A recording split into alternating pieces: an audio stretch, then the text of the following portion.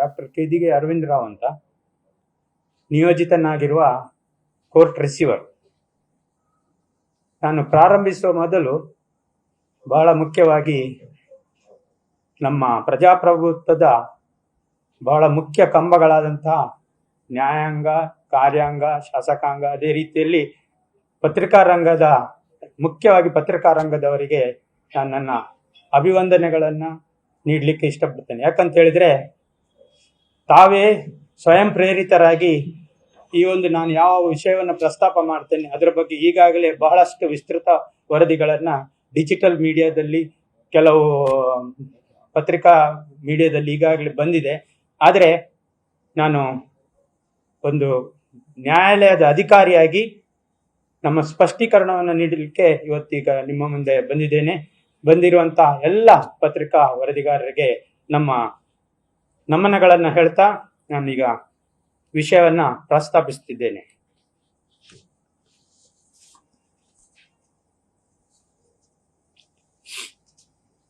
ಮುಖ್ಯವಾಗಿ ನಾನು ಹೇಳುವುದು, ಪುತ್ತೂರು ಶಾಸಕರು ಖಾಸಗಿ ಜಮೀನು ಆಕ್ರಮ ಪ್ರವೇಶ, ಅತಿಕ್ರಮಣ, ಕಟ್ಟಡಕ್ಕೆ ಎಡವಿದ ಪ್ರಕರಣ. ಹಾಗಾಗಿ ಕೋರ್ಟ್ ರಿಸೀವರ್ ಆದ ಡಾಕ್ಟರ್ ಅರವಿಂದ್ ರಾವ್ ಕೆದಿಗೆ ಇದನ್ನ ಖಂಡಿಸ್ತಾ ಇದ್ದೇನೆ. ವಿವರ ಏನು ಅಂತ ಹೇಳಿದ್ರೆ, ದಿನಾಂಕ 14/4 ನಾವೆಲ್ಲ ಬಿಸು ಅಂತ ಹೇಳುತ್ತೇವೆ, ಆ ದಿವಸ ಬಹಳ ಪ್ರಾಮುಖ್ಯವಾದಂತಹ ದಿನ.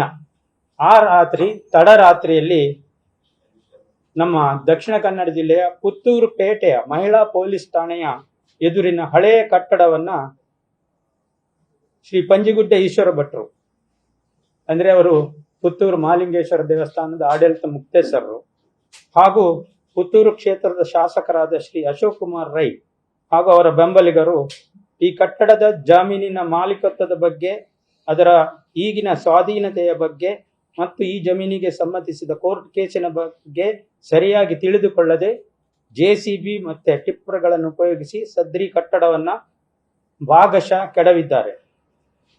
ಸಾಧಾರಣ 10,000 ಚದರ ಅಡಿಯಷ್ಟು ದೊಡ್ಡ 2 ಮಹಡಿಯ ಕಟ್ಟಡವನ್ನು ಅವರು ಕೆಡವಿರುವುದು ಅದೊಂದು ದುರಂತವೇ ಸರಿ. ಈ ಕಟ್ಟಡ ಅಲ್ಲದೆ ಅಲ್ಲಿರುವ 9.79 ಏಕರ್ಸ್ ಜಾಗ, ಪೇಟೆಯ ಬದಿಯಿಂದ ಆಚೆನ ಬೈಪಾಸ್ನವರೆಗೆ ಇರುವಂತಹ 9.79 ಏಕರ್ಸ್ ಜಾಗ ಕೇದಿಗೆ ಕುಟುಂಬಕ್ಕೆ ಸೇರಿದ್ದು. ಆ ಕೇದಿಗೆ ಕುಟುಂಬದ ಒಂದು ಪಾಲುಪಟ್ಟಿಯ ಒಂದು ಕೇಸು ಕೋರ್ಟ್ನಲ್ಲಿರುವುದರಿಂದ ಈ ಒಂದು ಬೆಲೆ ಬಾಳುವ ಒಂದು ಆಸ್ತಿಯನ್ನ ತೆಗೆದುಕೊಂಡು ಪಾಲುಪಟ್ಟಿ ಆಗುವವರೆಗೆ ಅದನ್ನ ಕೋರ್ಟ್ ರಿಸೀವರ್ ಆಗಿದ್ದಂತಹ ನನ್ನ ಸ್ವಾಧೀನಕ್ಕೆ ಬಿಟ್ಟುಕೊಟ್ಟಿದೆ. ಹಿಂದೆ ಬಹಳಷ್ಟು ಜನ ರಿಸೀವರ್ ಆಗಿದ್ರು, ಆದರೆ 2018ರಿಂದ ಇಂದಿನವರೆಗೆ ನಾನೇ ಕೋರ್ಟ್ ಅಧಿಕಾರಿಯಾಗಿ ಅದರ ಕಸ್ಟೋಡಿಯನ್ ಆಗಿ ನಾನು ಅದನ್ನ ನೋಡಿಕೊಳ್ತಾ ಇದ್ದೇನೆ. ಆದರೆ ಶಾಸಕರು ಮತ್ತೆ ಪಂಜಿಗುಡ್ಡೆ ಈಶ್ವರ ಭಟ್ರು ದಾಷ್ಟ್ಯದಿಂದ ಆ ಆಸ್ತಿಯನ್ನ, ಪರ್ಟಿಕ್ಯುಲರ್ ಆಗಿ ಆ ಕಟ್ಟಡವನ್ನ ಕೆಡವಿರುವುದು ಬಹಳ ತಪ್ಪಾಗಿರುತ್ತದೆ.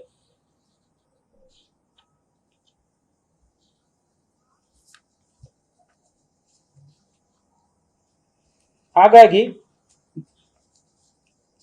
ನಾವು ಹೇಳುವುದಿಷ್ಟೇ, ದೇವರ ಬಗ್ಗೆ ನಮಗೆ ಬಹಳವಾದ ಭಕ್ತಿ ಇರ್ತದೆ. ಅದನ್ನು ನಾನು ಇಲ್ಲಿ ಹೇಳ್ತೇನೆ. ಯಾಕಂತ ಹೇಳಿದ್ರೆ,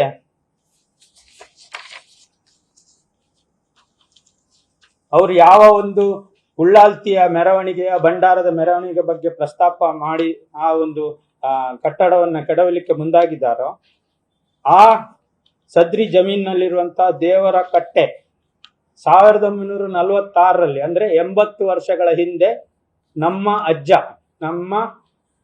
ಅಜ್ಜ ಆಗಿರುವಂತಹ ಕೇದಿಗೆ ಶಿವರಾವ್ ಅವರು ಆ ಕಟ್ಟೆಯನ್ನ ಕಟ್ಟಿಸಿದ್ದು. ಆಗ ಅಲ್ಲಿ ಈ ಕಟ್ಟಡ ಅಲ್ಲದೆ ಹಿಂದೆ ಭತ್ತದ ಸಾಗುವಳಿ ಮಾಡುವ ಗದ್ದೆಗಳಿತ್ತು. ಕಟ್ಟ ಹುಣಿಯ ನಡುವೆ ಬಲ್ನಾಡಿನಿಂದ ಈ ಉಳ್ಳಾಲ್ತಿಯ ಭಂಡಾರ ಮತ್ತೆ ಉಳ್ಳಾಲ್ತಿಯ ಮೆರವಣಿಗೆ ಬರ್ತಾ ಇದ್ದಿದ್ದು. ಅದನ್ನು ಕಂಡು ನಮ್ಮ ಜಾಗದಲ್ಲಿ ಉಳ್ಳಾಲ್ತಿ ಬರ್ತಾ ಇದ್ದಾಳೆ ಅಂತ ಹೇಳುವಂತ ಒಂದು ಗೌರವದಿಂದ ಅವರಲ್ಲಿ ಒಂದು ಕಟ್ಟೆಯನ್ನ ಕಟ್ಟಿ ಮಲ್ಲಿಗೆ ನೀಡುವಂತಹ ಕ್ರಮವನ್ನ ಪ್ರಾರಂಭ ಮಾಡಿದ್ದು 1946ರಿಂದ. ಅದಕ್ಕೆ ಪೂರಕವಾಗಿ ಅದಕ್ಕೆ ನಾವೇನು ಹೇಳುದು, ಸಾಕ್ಷಿಯಾಗಿ ಅಲ್ಲಿ ಆ ಕಟ್ಟೆಯ ಕಂಬದಲ್ಲಿ 1946 ಅಂತ ಬರ್ದದ್ದಿದೆ, ತಾವುಗಳು ಯಾವಾಗಲೂ ಬೇಕಾದ್ರೆ ಹೋಗಿ ನೋಡ್ಬೋದು. ಇನ್ನೊಂದು ಕಂಬದಲ್ಲಿ KSR ಅಂತ ಎನ್ಗ್ರೇವ್ ಆಗಿದೆ, ಅಂದ್ರೆ ಕೇದಿಗೆ ಶಿವರಾವ್ ಅಂತ ಹೇಳುವಂಥದ್ದು ಎನ್ಗ್ರೇವ್ ಆಗಿದೆ. ಸೊ ಅವರು ಪ್ರಾರಂಭಿಸಿದ ಅದೊಂದು ಸಂಪ್ರದಾಯ, ಅದು ಇಂದಿನವರೆಗೂ ಚಾಚೂ ತಪ್ಪದೆ, ಅದು ಕೋರ್ಟ್ನಲ್ಲಿ ಕೇಸ್ ಇರಲಿ ಅಥವಾ ನಮ್ಮೊಳಗೆ ಇನ್ನೂ ಪಾಲುಪಟ್ಟಿ ಆಗದಿರಲಿ, ಆದ್ರೆ ಆ ಜಾತ್ರೆಯ ಸಮಯದಲ್ಲಿ ನಮ್ಮ ಕುಟುಂಬಸ್ಥರು, ನಮ್ಮ ಕುಟುಂಬದ ಪ್ರತಿನಿಧಿಗಳು ಮತ್ತೆ ನಮ್ಮ ಕುಟುಂಬದ ಎಲ್ಲ ಬಂಧುಗಳು ಅಲ್ಲಿ ಸೇರಿಕೊಂಡು ಆ ಉಳ್ಳಾಲ್ತಿಯನ್ನ ಗೌರವದಿಂದ ಬರಮಾಡಿಕೊಂಡು ಅಲ್ಲಿ ಮಲ್ಲಿಗೆಯನ್ನ ನೀಡುವಂಥದ್ದು, ಆ ನಂತರ ಅದು ದೇವಸ್ಥಾನಕ್ಕೆ ಕಡೆ ಸಾಗುವಂಥದ್ದು ಈಗಲೂ ನಡೀತಾ ಇದೆ. ಈ ವರ್ಷವೂ ಚೆನ್ನಾಗಿ ನಡೆದಿದೆ. ಅಲ್ಲಿ ಉತ್ತಮವಾದ ಅಲ್ಲಿ ಒಂದು ಪೇಂಟಿಂಗ್, ಕಟ್ಟೆಗೆ ಪೇಂಟಿಂಗ್ ಮಾಡಿಸಿ ಚಪ್ಪರ ಹಾಕಿಸಿ ನಾವು ಈ ಕಾರ್ಯವನ್ನು ಗೌರವದಿಂದ ಮಾಡಿದ್ದೇವೆ. ಅಲ್ಲಿ ಯಾವುದೇ ಚ್ಯುತಿ ಬರಲಿಲ್ಲ. ಇಷ್ಟರವರೆಗೆ ಎಷ್ಟೋ ಜನ ಮುಕ್ತೇಶ್ವರರಾಗಿದ್ದಾರೆ, ಎಷ್ಟೋ ಜನ ಜನಪ್ರತಿನಿಧಿಗಳು ಶಾಸಕರಾಗಿದ್ದಾರೆ. ಯಾರು ಈವರೆಗೆ ಅದರ ಬಗ್ಗೆ ತಕರಾರು ಎತ್ತಿಲ್ಲ, ಅಲ್ಲಿ ಅದರ ಬಗ್ಗೆ ಹಸ್ತಕ್ಷೇಪವೂ ಮಾಡಲಿಕ್ಕೆ ಬರಲಿಲ್ಲ. ಆದರೆ ಈ ವರ್ಷ ಮಾತ್ರ ಯಾಕೆ ಈ ರೀತಿ ಆಯಿತು ಅಂತ ಹೇಳುವಂಥದ್ದು ನಮಗೆ ವಿಶೇಷವಾದಂಥ ಒಂದು ಬೇಸರ ಉಂಟು ಮಾಡುತ್ತೆ. ಯಾಕಂತ ಹೇಳಿದ್ರೆ ಅದರ ಮಾಲಕತ್ವದ ಬಗ್ಗೆ ಎಲ್ರಿಗೂ ಗೊತ್ತಿದೆ, ಇದು ಕೇದಿಗೆ ಮನೆತನಕ್ಕೆ ಸೇರಿದ ಆಸ್ತಿ ಅಂತ ಹೇಳುವಂಥದ್ದು. ಅಲ್ಲಿ ಆ ಹಳೆ ಕಟ್ಟಡವನ್ನ ನಾವು ದಲ್ಲಿ ಇರುವಂತಹ ಎಲ್ಲ ಆಕ್ರಮವಾಗಿ ಇರುವಂತಹ ಎಲ್ಲ ವ್ಯಾಪಾರಿಗಳಿದ್ದಾರೆ, ಅವರನ್ನು ಎಬ್ಬಿಸ್ಲಿಕ್ಕೆ ಇದು ಸಿವಿಲ್ ಆಗಿದ್ರಿಂದ, ಸಿವಿಲ್ ಕೇಸ್ ಆದ್ರಿಂದ ಅದೇ ರೀತಿಯ ಒಂದು ಪ್ರಕ್ರಿಯೆ ನಡೀತಾ ಇದೆ. ಕೆಲವರನ್ನೆಲ್ಲ ಎಬ್ಬಿಸಿ ಆಗಿದೆ. ನಿರಾಲಾ ಬಾರನ್ನ ಕಳೆದ ವರ್ಷವಷ್ಟೇ ಅಲ್ಲಿ ಎವಿಕ್ಟ್ ಆಗಿದೆ. ಅದಕ್ಕೆ ಬೀಗ ಮುದ್ರೆ ಹಾಕಿತ್ತು. ಆ ಕೋರ್ಟೆ ಹಾಕಿದ ಬೀಗ ಮುದ್ರೆಯನ್ನು ಈ ಶಾಸಕರ ದಾಷ್ಟ್ಯದಿಂದ ಒಡೆದು ಹಾಕಿ ಈಗ ಅಲ್ಲಿದ್ದ ಸಾಮಾನುಗಳೆಲ್ಲ ಪೋಲಾಗಿದೆ. ಹಿಂದಿನ 100 ವರ್ಷಗಳ ಹಿಂದೆ ನಿಮಗೆ ಗೊತ್ತಿರ್ಬೋದು, ಒಂದು ಕಟ್ಟಡ ಕಟ್ಟುವಾಗ ಯಾವ ರೀತಿಯ ಮರಮುಟ್ಟುಗಳನ್ನು ಉಪಯೋಗಿಸ್ತಿದ್ರು, ಯಾವ ರೀತಿಯಲ್ಲಿ ಒಂದು ಕಟ್ಟಡ ಆಗ್ತಿತ್ತು. ಅದರಲ್ಲಿ ಆ ಮರಮಟ್ಟುಗಳು ಒಂದು 10-15 ಸಾವಿರ ಹಂಚುಗಳು, ಒಂದು ಬೆಲೆ ಬಾಳುವ ಮರಮಟ್ಟುಗಳು, ಅದು ಬೀಟಿ ಇರ್ಬೋದು ಅಥವಾ ಇನ್ನೊಂದು ಯಾವುದೋ ಮರ ಇರ್ಬೋದು. ಈಗ ಒಂದು ತುಂಡು ಮರಕ್ಕೆ ಎಷ್ಟು ಬೆಲೆ ಇದೆ ಅಂತ ಗೊತ್ತಿದೆ. ಆದ್ರೆ ಇದನ್ನೆಲ್ಲವೂ ನಿರ್ದಾಕ್ಷಿಣ್ಯವಾಗಿ ಕೆಡವಿ, ಈಗ ಒಂದು ಕಟ್ಟಡವನ್ನ ಕೆಡವಲಿಕ್ಕೆ ಬೇರೆ ಬೇರೆ ವಿಧಾನ ಇದೆ. ಅದನ್ನ ಚಂದ ಮಾಡಿ ಹಂಚನ್ನ ಇಳಿಸಿ, ಪಕ್ಕಾಸುಗಳನ್ನ ಅಥವಾ ಮಾಡನ್ನ ಇಳಿಸಿ ಆಮೇಲೆ ತೆಗಿಬೋದಿತ್ತು, ಗೋಡೆಯನ್ನ ಇದು ಮಾಡಿ. ಇದೇನಿಲ್ಲ, ರಾತ್ರಿ ಮಧ್ಯರಾತ್ರಿಯಲ್ಲಿ ಯಾಕೆ ಬಂದು ಒಂದು ಬಿಲ್ಡಿಂಗ್ ಅನ್ನು ಹೊಡಿಬೇಕು? ಇದನ್ನು ನಾವು ನಿಜವಾಗಿ ಖಂಡಿಸ್ತಾ ಇದ್ದೇವೆ. ಇದು ಆಕ್ರಮ ಪ್ರವೇಶ. ಆದ್ರೂ ಕೋರ್ಟಿನ ಅಧೀನದಲ್ಲಿರುವಂತಹ ಸ್ಥಳವನ್ನ ಅತಿಕ್ರಮಿಸಿರುವುದು, ಅಲ್ಲಿಯ ಕಟ್ಟಡವನ್ನ ಧ್ವಂಸ ಮಾಡಿರುವುದು, ಇದು ನ್ಯಾಯಾಂಗ ನಿಂದನೆಗೆ ಒಳಪಡ್ತದೆ ಅಂತ ಹೇಳುವಂತ ಮಾತನ್ನ ಹೇಳ್ತಾ, ಇದನ್ನು ನಾವು ಈಗಾಗಲೇ ಕೋರ್ಟಿನಲ್ಲಿ ಪೊಲೀಸ್ ಸ್ಟೇಷನ್ ನಲ್ಲಿ FIR ದಾಖಲೆ ಆಗಿದೆ. ಅದೇ ರೀತಿಯಲ್ಲಿ ನಿನ್ನೆ ತಾನೇ ಕೋರ್ಟ್ನಿಂದ ಆ ಇಬ್ಬರಿಗೂ, ಶಾಸಕ ಅಶೋಕ್ ರೈ ಮತ್ತೆ ನಮ್ಮ ಅಲ್ಲಿಯ ಪಂಜಗುಡ್ಡ ಈಶ್ವರ ಭಟ್ರು ಇಬ್ಬರಿಗೂ ನೋಟಿಸ್ ಜಾರಿಯಾಗಿದೆ ಅಂತ ಹೇಳಲಿಕ್ಕೆ ಇಷ್ಟಪಡ್ತೇನೆ.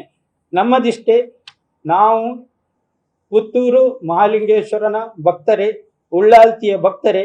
ನಮಗೆ ಉಳ್ಳಾಲ್ತಿ ಮತ್ತೆ ಉಳ್ಳಾಲ್ತಿಯಮ್ಮ ಮತ್ತೆ ಮಹಾಲಿಂಗೇಶ್ವರ ದೇವರು ನಮ್ಮದು ಆರಾಧ್ಯ ದೇವರೇ.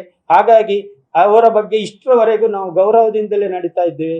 ಕೇವಲ ಶಾಸಕರೊಬ್ಬರೇ ಅಥವಾ ಪಂಜಗುಡ್ಡೆ ಈಶ್ವರ ಭಟ್ರೊಬ್ಬರೇ ತಾವೊಬ್ಬರೇ ಭಕ್ತರು ಅಂತ ಬಿಂಬಿಸಿಕೊಳ್ಳುವ ಅಗತ್ಯ ಇಲ್ಲ ಅಂತ ಹೇಳುವಂಥದ್ದನ್ನು ಹೇಳ್ತಾ, ಈ ಒಂದು ಕಟ್ಟಡವನ್ನ ಕೆಡವಿರುವಂಥದ್ದು ಆಕ್ರಮ ಪ್ರವೇಶ, ನ್ಯಾಯಾಂಗ ನಿಂದನೆ ಅಂತ ಹೇಳಿ, ಅದರಲ್ಲಿಯೂ ನಾನು ಕೋರ್ಟ್ ಅಧಿಕಾರಿಯಾಗಿ ಒಂದು ಕೇದಿಗೆ ಕುಟುಂಬಕ್ಕೆ ಸಂಬಂಧಿಸಿದ ಆಸ್ತಿಯನ್ನ ರಕ್ಷಿಸುವಂತ ಹೊಣೆಗಾರಿಕೆ ನನ್ನ ಮೇಲಿರುವುದರಿಂದ ನಾನು ತಮ್ಮ ಹತ್ರ ಕೇಳುವುದಿಷ್ಟೇ, ತಾವು ಈ ಅಧಿಕಾರಿಗಳಿಗೆ ಕೇಳಬೇಕು, ಯಾಕೆ ಈ ರೀತಿಯ ಅಧಿಕಾರದ ದುರುಪಯೋಗ ನೀವು ಮಾಡ್ತಾ ಇದ್ದೀರಿ? ಯಾವುದೇ ವ್ಯಕ್ತಿಗೆ ಒಂದು ನಗರವನ್ನ ಒಳ್ಳೇದು ಮಾಡ್ಲಿಕ್ಕೆ ಇರ್ಬೋದು, ಡೆವಲಪ್ಮೆಂಟ್ ಮಾಡ್ಲಿಕ್ಕೆ ಇರ್ಬೋದು, ಆದ್ರೆ ಖಾಸಗಿ ಜಾಗೆಯಲ್ಲಿ ಹೋಗಿ ಒಂದು ಕಟ್ಟಡವನ್ನು ಒಡೆಯುವಂತ ಹಕ್ಕು ಯಾರು ಇವರಿಗೆ ಕಾನೂನು ಕೈ ಕೊಟ್ಟಿದೆ? ಹಾಗಾಗಿ ಕಾನೂನನ್ನ ಸ್ವತಃ ಕೈಗೆ ಎತ್ತಿಕೊಂಡಿರುವುದನ್ನು ನಾವು ಖಂಡಿಸ್ತಾ ಇದ್ದೇವೆ. ಇದು ಕೇದಿಗೆ ಕುಟುಂಬಕ್ಕೆ ಸೇರಿದ ಆಸ್ತಿ.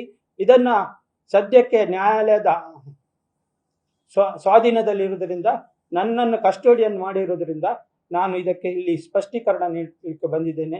ತಮಗೆಲ್ಲರಿಗೂ ಮತ್ತೆ ವಂದಿಸಿ ನನ್ನ ಮಾತನ್ನು ನಿಲ್ಲಿಸ್ತಾ ಇದ್ದೇನೆ. ಎಲ್ರಿಗೂ ವಂದನೆಗಳು. ಅವರು ಯಾವುದೋ ಒಂದು ಮಾಧ್ಯಮದಲ್ಲಿ ಕಟ್ಟಡ ಕೆಡವಲಿಕ್ಕೆ ಕೋರ್ಟ್ ಆದೇಶ ಇತ್ತು ಅಂತ ಹೇಳುವುದನ್ನು ನಾನು ಕೇಳಿದೆ. ಆದರೆ ಕಟ್ಟಡ ಕೆಡವಲಿಕ್ಕೆ ಯಾವುದೇ ಆದೇಶ ಕೋರ್ಟ್ ನೀಡಲಿಲ್ಲ. ಅಲ್ಲಿ ನಿರಾಲಾ ಬಾರ್ನವರನ್ನ ಎವಿಕ್ಟ್ ಮಾಡಿ ಅಂತ ಹೇಳಿರುವಂತ, ಎವಿಕ್ಟ್ ಮಾಡಿ ಬೀಗ ಮುದ್ರೆ ಹಾಕಿ ಅಂತ ಹೇಳಿ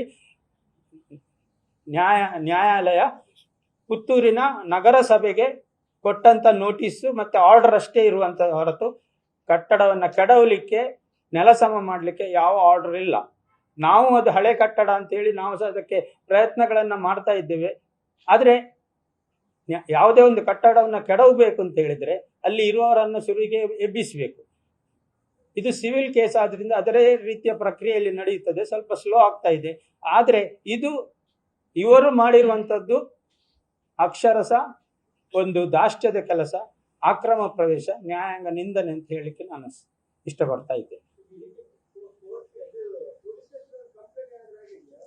ಹೌದು ಸರ್, ಕೋರ್ಟ್ ನನಗೆ ವಿಷಯ ತಿಳಿದದ್ದು 15ನೇ ತಾರೀಕು ಬೆಳಿಗ್ಗೆ, ಇದು 14ನೇ ತಾರೀಕು ನಡುರಾತ್ರಿಯ ನಂತರ ತಡರಾತ್ರಿಯಲ್ಲಿ ನಡೆದಂತ ಕೆಲಸ.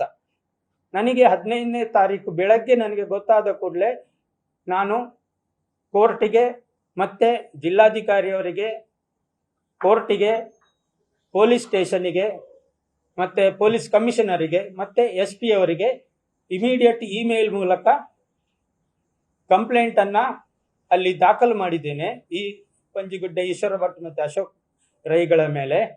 ಅಲ್ಲದೆ ಅದರ ಪ್ರತಿಯನ್ನ ಇಮಿಡಿಯೇಟ್ ಆಗಿ ಮಧ್ಯಾಹ್ನದ ಒಳಗಡೆ ಪೊಲೀಸ್ ಸ್ಟೇಷನ್ನಿಗೆ ಹಾರ್ಡ್ ಕಾಪಿಯನ್ನು ಸಲ್ಲಿಸಲಾಗಿದೆ. ಯಾಕಂತ ಹೇಳಿದ್ರೆ ಈಗ ಈವನ್ ಸುಪ್ರೀಂ ಕೋರ್ಟ್ ನಲ್ಲಿ ಸಹ ಇಮೇಲ್ ನನ್ನು ಅವರು ಅದನ್ನ ಪರಿಗಣಿಸ್ತಾರೆ. ಅಲ್ಲಿ ಫಿಸಿಕಲ್ಲೇ ಆಗ್ಬೇಕಂತ ಏನಿಲ್ಲ. ಅದರಲ್ಲಿಯೂ ನಾನೊಬ್ಬ ಹಿರಿಯ ನಾಗರಿಕನಾಗಿ ಅದನ್ನು ನಾನು ಪೊಲೀಸ್ ಸ್ಟೇಷನ್ ನಲ್ಲಿ ಸ್ಪಷ್ಟಪಡಿಸಿದ್ದೇನೆ. ಹಾಗಾಗಿ ಅವರು ನಾವು ಕೊಟ್ಟಂತ ಎಲ್ಲ ಕಂಪ್ಲೇಂಟ್ ಅನ್ನ ಅದನ್ನು ಪರಿಗಣಿಸಿದ್ದಾರೆ. 15ನೇ ತಾರೀಕಿಗೆ 1, 16ನೇ ತಾರೀಕಿಗೆ 2 ಕಂಪ್ಲೇಂಟ್ ಅನ್ನ ನಾನು ಕೊಟ್ಟಿದ್ದೇನೆ. 3 ಕಂಪ್ಲೇಂಟ್ಗಳು ಪೊಲೀಸ್ ಸ್ಟೇಷನ್ನಿಗೆ ದಾಖಲಾಗಿದೆ. ಆ ಎಲ್ಲ ಪ್ರತಿಗಳು ನ್ಯಾಯಾಲಯಕ್ಕೂ, ಜಿಲ್ಲಾಧಿಕಾರಿಯವರಿಗೂ, ಜಿಲ್ಲಾ ಪೊಲೀಸ್ ಕಮಿಷನರ್ ಅವರಿಗೂ, SP ಮತ್ತೆ ಡಿಪ್ಯೂಟಿ SP ಎಲ್ಲರಿಗೂ ಇದು ಹೋಗಿದೆ. ಹಾಗಾಗಿ ಎಲ್ಲರನ್ನು ನಾವು ಸರಿಯಾದ ರೀತಿಯಲ್ಲಿ ಸಂಪರ್ಕಿಸಿದ್ದೇವೆ, ಅವರಿಗೆ ವಿಷಯವನ್ನು ಅರಿಹಿದ್ದೇವೆ.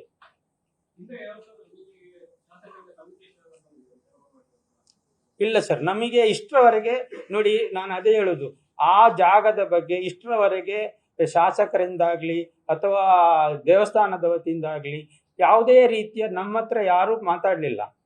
ನಮಗೆ ಯಾವ ರೀತಿ ಇಲ್ಲ. ನಾವೇ ಅದನ್ನು ಪ್ರಕ್ರಿಯೆ ಮುನ್ಸಿಪಾಲಿಟಿಯವರಿಗೆ ನಾವು ಹೇಳ್ತಾ ಇದ್ದೇವೆ, ನೋಡಿ ಅಲ್ಲಿ ಹಳೆ ಬಿಲ್ಡಿಂಗ್ ಉಂಟು, ಅಲ್ಲಿ ಇನ್ನೂ ವ್ಯಾಪಾರ ನಡೀತಾ ಇದೆ, ಅನಧಿಕೃತವಾಗಿ ವ್ಯಾಪಾರ, ಯಾರ ಹತ್ರವೂ ರಿನ್ಯೂ ಮಾಡಿದ